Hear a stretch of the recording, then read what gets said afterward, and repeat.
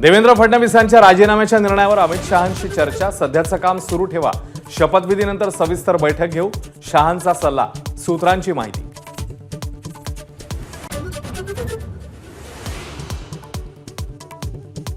नरेंद्र मोदी 9 जूनला संध्याकाळी 6 वाजता पंतप्रधान पदाची शपथ घेणार। भाजप नेते प्रल्हाद जोशी यांची संसदीय पक्षाच्या बैठकीमध्ये घोषणा। राष्ट्रपतींकडून एनडीएला सत्ता स्थापनेचं निमंत्रण। पंतप्रधान पदासाठी नरेंद्र मोदींच्या नावाला नितीश कुमार, चंद्रबाबू नायडू यांच्यासह एनडीएच्या नेत्यांचं बहुमताने अनुमोदन। राज्यघटनेला वंदन करत पंतप्रधान मोदींचं इंडिया आघाडीला कृतीतून उत्तर।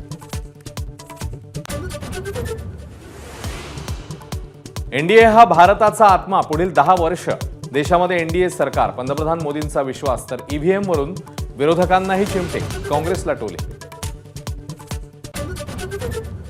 आम्ही संपूर्ण काळ मोदींसोबत राहणार, प्रत्येक निर्णयात मोदींची साथ देणार। पंतप्रधान पदासाठी मोदींच्या नावाला अनुमोदन देताना नितीश कुमार यांचं आश्वासन। शिवसेना भाजप फेविकॉलचा जोड तुटणार नाही। पंतप्रधान मोदींच्या नावाला मुख्यमंत्री शिंदेंचं अनुमोदन। अजित पवार यांच्याकडूनही समर्थन।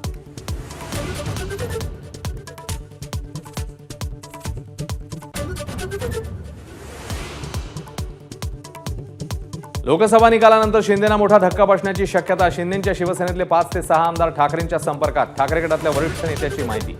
शिंदे गटाच्या शिरसाट यांचा पलटवार।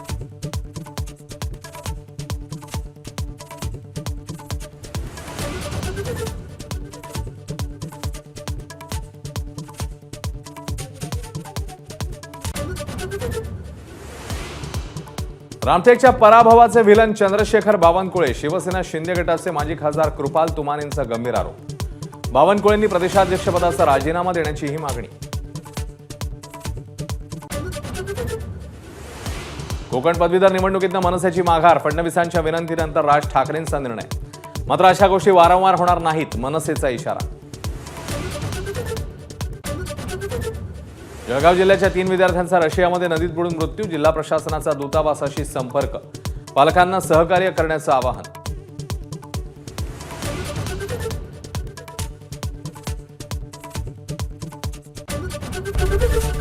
एबीपी माझा, उघडा डोळे बघा नीट।